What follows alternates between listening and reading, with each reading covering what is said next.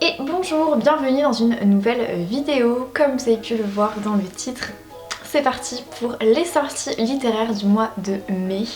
Il y a beaucoup de sorties qui me tentent et donc je suis trop contente de vous faire cette vidéo. Parce que voilà, encore plein de livres pour remplir nos pales, comme si on n'en avait pas assez, hein. Bref. Je vais vous faire une très courte introduction, préparez vos carnets, vos blocs-notes, votre téléphone pour pouvoir noter du coup toutes les sorties qui vous tentent pour ce mois de mai. Et puis comme d'habitude, n'hésitez pas à liker cette vidéo si elle vous plaît et si vous voulez que je continue à en faire tous les mois, c'est vraiment ce qui me motive d'ailleurs. Merci beaucoup pour tous vos likes sur ma dernière vidéo sorties littéraires. N'hésitez également pas à me mettre en commentaire les sorties qui vous tentent le plus pour ce mois de mai. Sans plus attendre, c'est parti, je vous laisse avec le reste de la vidéo. On commence tout de suite, du coup le 4 mai va sortir Les Possibles de Virginie Grimaldi au livre de poche. Je sais que c'est une sortie qui fait de l'œil à énormément de personnes parce que Virginie Grimaldi, sa plume est juste incroyable. Et dans Les Possibles, il me semble qu'elle aborde le sujet de la maladie de son père, donc là j'ai plus de focus, la maladie d'Alzheimer. Donc comme d'habitude, je pense que Virginie Grimaldi, c'est une autrice qui a le don, sous le couvert un petit peu d'humour, de nous toucher et de nous bouleverser. Donc peut-être que je me procurerai cette sortie poche. Également le 4 mai, je sais que c'est un rendez-vous extrêmement attendu des fans de Virginie Grimaldi. Son prochain roman, donc Il nous restera ça, va sortir chez Fayard. On va suivre visiblement 3 personnes, Iris qui a 33 ans, Théo qui a 18 ans et Jeanne qui a 74 ans. Rien ne les destinait à se rencontrer et le hasard va les réunir sous le même toit. Je pense que ça change peut-être un peu de ce qu'elle a l'habitude d'écrire, notamment sur la maternité, sur la maladie. Mais je peux pas la restreindre évidemment qu'à ces deux sujets là, mais je sais pas, je trouve que le résumé a l'air de vraiment être différent de ses autres romans, donc pourquoi pas. Ensuite va sortir un roman historique, hein, vous me connaissez, j'aime énormément ça et cette sortie je l'attends avec grande impatience. Il s'agit de Lady Elizabeth de Alison Weir. C'est publié chez Hauteville et donc c'est la sortie poche que j'attends avec impatience pour donc le 4 mai également. Et donc on va suivre en fait Elisabeth Tudor, c'est la reine d'Angleterre, je pense que vous la connaissez, la fille de Henri VIII. Le roi le plus puissant, donc là ils mettent vraiment, je lis le résumé, hein, le roi le plus puissant que l'Angleterre ait connu, et donc je pense qu'on va suivre son destin. C'est une reine qui m'a beaucoup passionnée étant plus jeune et je me dis là, relire des livres, des romans historiques sur elle, pourquoi pas. Ensuite c'est une sortie que j'ai vraiment vu passer chez très peu de comptes Bookstagram mais également Booktube. C'est Les Filles du Manoir Foxcott de Eve Chase qui va sortir aux éditions 10-18, donc au format poche. Et ce roman me tentait énormément, vraiment.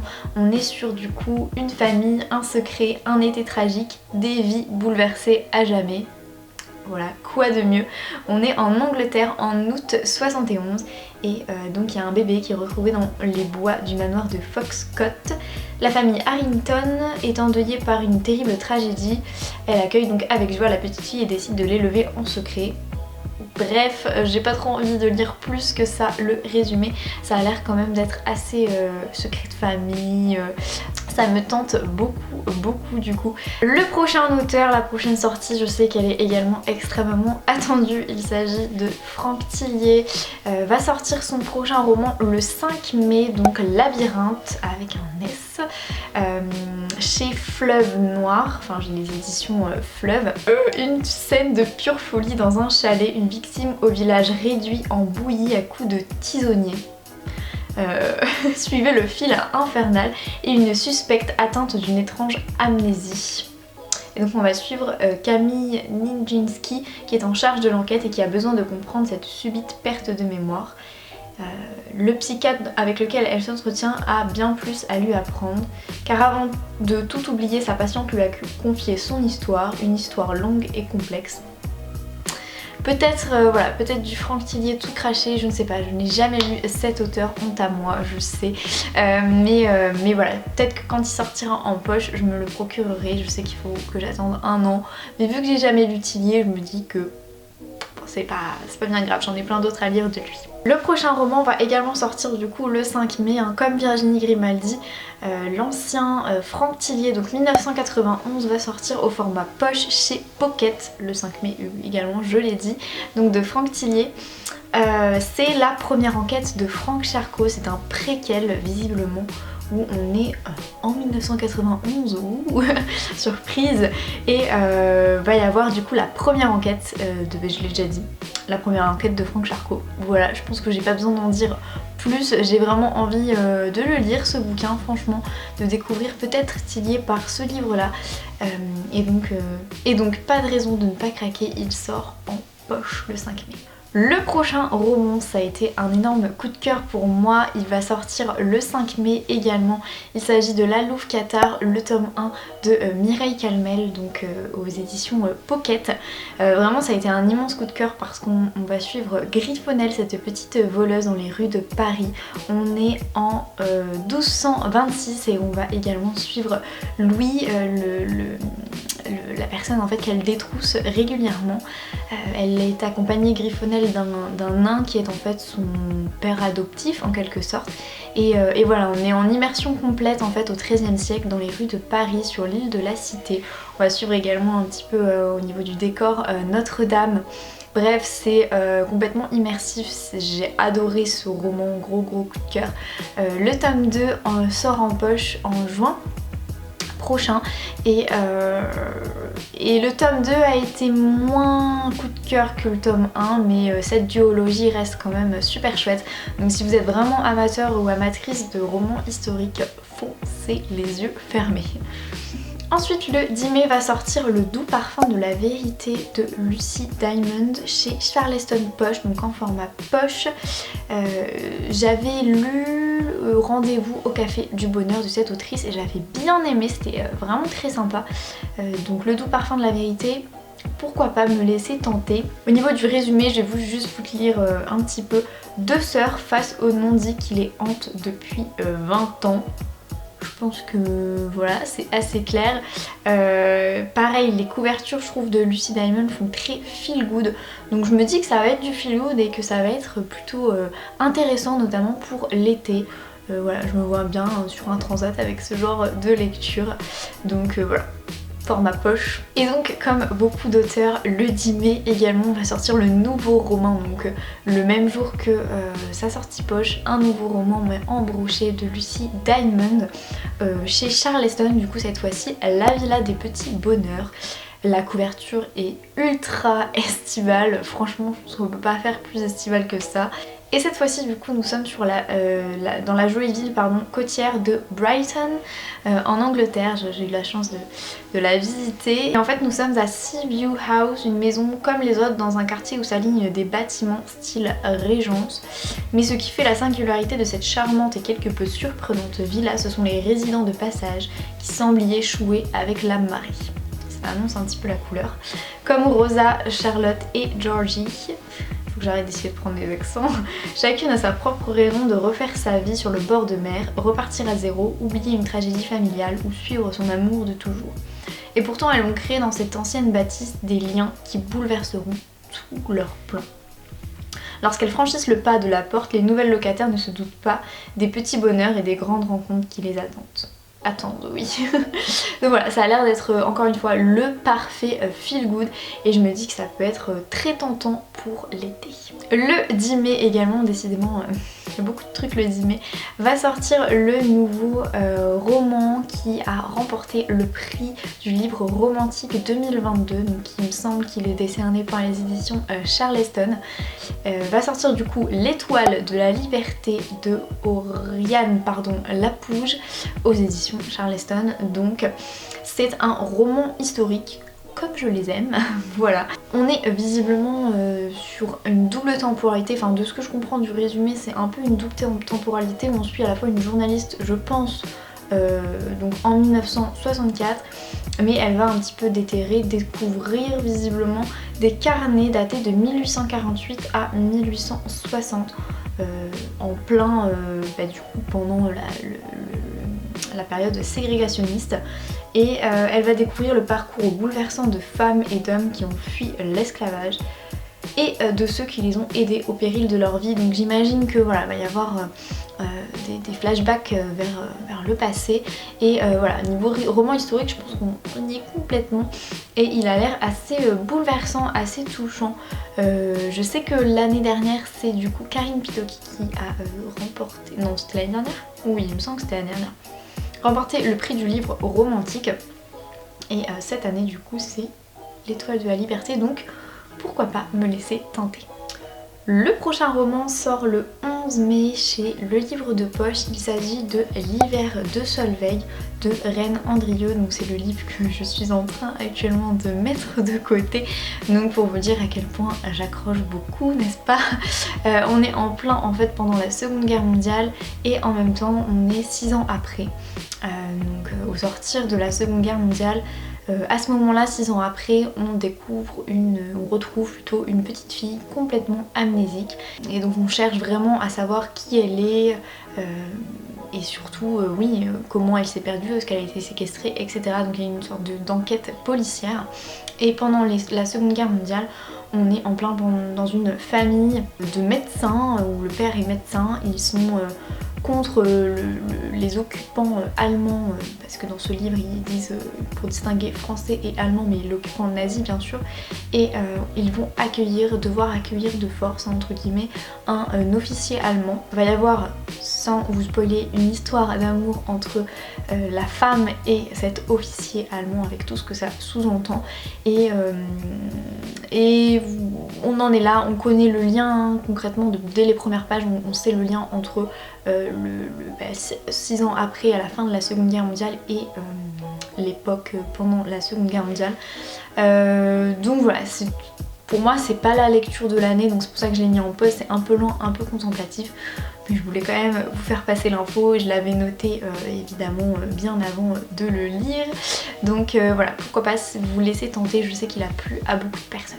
Le 12 mai va sortir Florida au format poche chez Folio de Olivier Bourdeau. C'est un roman que j'ai vu passer l'année dernière et qui me tentait pas mal, où en fait on va suivre un petit peu les concours de beauté des mini-miss, et j'imagine que voilà, va y avoir toute une histoire autour du personnage principal qui fait voilà, ce genre de concours de beauté, et qui après va grandir peut-être avec une image erronée de la femme, une confiance en soi peut-être ébranlée. Je fais des suppositions, mais ce roman me tentait beaucoup au moment de sa sortie, voilà, broché. Donc maintenant qu'il est en poche, pourquoi pas se laisser encore une fois tenter, hein. De toute façon cette vidéo c'est l'île de la tentation. Le 12 mai également va sortir un Shari Lapena, donc au format poche chez Pocket. Ça s'appelle Une voisine encombrante. Je sais qu'il y en a certaines qui adorent Shari Lapena, donc je vous transmets l'information. J'avoue que j'ai même pas regardé le résumé. Mais voilà, niveau thriller domestique, je pense qu'on y est complètement avec Shari Lapena. Et sur les thrillers, j'aime pas trop regarder les résumés, donc je vous dirai pas le résumé. Je vous laisse juste sous-entendre que c'est un thriller domestique et un Shari Lapena de plus au format poche. Le 12 mai aussi va sortir Le Tournesol suit toujours la lumière du soleil de Martha O'Kelly au format poche, donc chez Pocket. Il fait partie de la sélection pour le Grand Prix des lecteurs Pocket dans la catégorie littérature étrangère, donc je vais le recevoir. J'ai vraiment hâte parce que j'avais adoré Le Lilas de Refleury après un hiver rigoureux de la même autrice. Ça avait vraiment été un coup de cœur entre guillemets, même si bon, la thématique se prête pas trop à dire que c'est un coup de cœur. Et donc dans ce roman là on suit 3 femmes. C'est un petit peu, j'ai l'impression, le credo de Martha O'Kelly, parce que dans Le Lilas aussi on suivait 3 femmes. Et donc dans celui-ci on est aux États-Unis au printemps 1871, donc en pleine guerre de sécession. Ça fait un petit peu écho au prix du livre romantique que je vous ai présenté précédemment. Donc on est dans les plantations de coton et voilà, ça va traiter évidemment du sujet de l'esclavagisme. Il a l'air d'être Encore une fois, comme le précédent Martha Kelly que j'ai lu, assez bouleversant et très très poignant, donc je redoute un petit peu ma lecture, mais en même temps je me dis qu'il faut lire ce genre de roman historique, ça remet un petit peu les choses en perspective. Le 17 mai va sortir le nouveau Marie Vareille, Désenchantée aux éditions Charleston.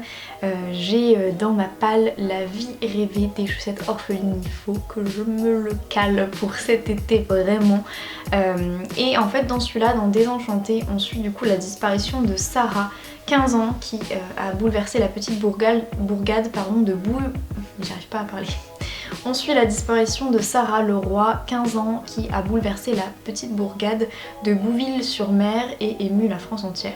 Dans chaque foyer, chaque bistrot ont élaboré des hypothèses, mais ce qui est vraiment arrivé, personne ne l'a jamais su.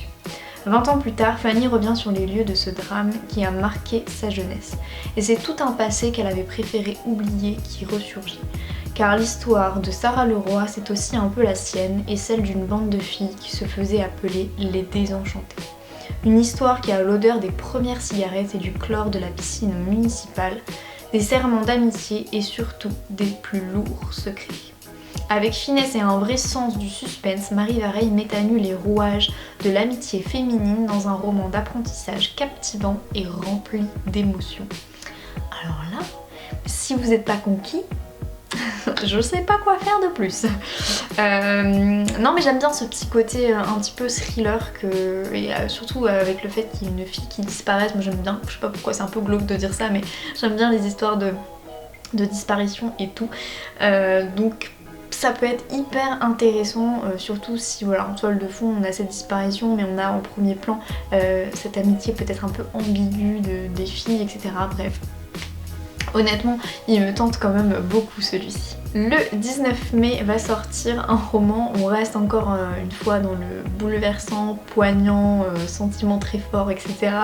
avec Le Magicien d'Auschwitz de J.R. Dos Santos qui va sortir du coup chez Pocket au format poche. Je pense que tout se voit un petit peu sur la couverture, on va suivre du coup dans les camps de concentration, j'imagine, un magicien illusionniste.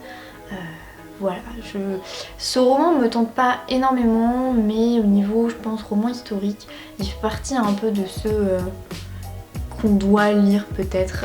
Vraiment, je sais pas trop quoi penser de ce livre, donc si vous l'avez lu, n'hésitez pas à me dire en commentaire, à me donner votre avis, parce que vraiment, je suis preneuse, je sais pas trop quoi en penser, j'ai peur que ça fasse trop roman historique, vous voyez ce que je veux dire, trop romancé et peut-être un peu trop léger pour l'époque. Je sais pas. Ensuite, les deux dernières sorties, mais je crois que c'est celle qui me tente le plus, c'est du coup le 25 mai, en plus ça sort toutes les deux le 25 mai. Le premier, donc c'est La Sœur a disparu, le tome 7 des 7 sœurs de Lucinda Riley va sortir au format poche chez Le Livre de Poche. J'adore cette saga et donc j'ai trop hâte de pouvoir lire ce dernier tome, vraiment. Dernier, pourquoi je dis dernier à chaque fois? Non, c'est l'avant-dernier, parce qu'il va y avoir un dernier tome des 7 sœurs du coup qui va sortir en 2023. Voilà. À chaque fois je dis dernier, mais non, c'est le dernier qui est sorti en fait. Et donc là on va être en Irlande et on va suivre visiblement la dernière sœur, la 7ème en fait, qui s'appelle Merope je crois. Et on est en Irlande, on est il me semble pendant la guerre d'indépendance de l'Irlande du Nord, je sais plus, mais il me semble que c'est ça. Et pareil, double temporalité, donc on est de nos jours peut-être avec Merope et on va peut-être suivre aussi l'arrière ou du moins l'ancêtre de Merope. J'ai trop hâte, voilà. Et donc le 25 mai également, on va sortir au format poche Le Cerf-Volant de Laetitia Colombani chez donc Le Livre de Poche. J'ai lu les deux précédents romans de Laetitia Colombani, j'avais vraiment adoré. Gros coup de cœur pour l'actrice et je sais que dans Le Cerf-Volant elle revient en Inde.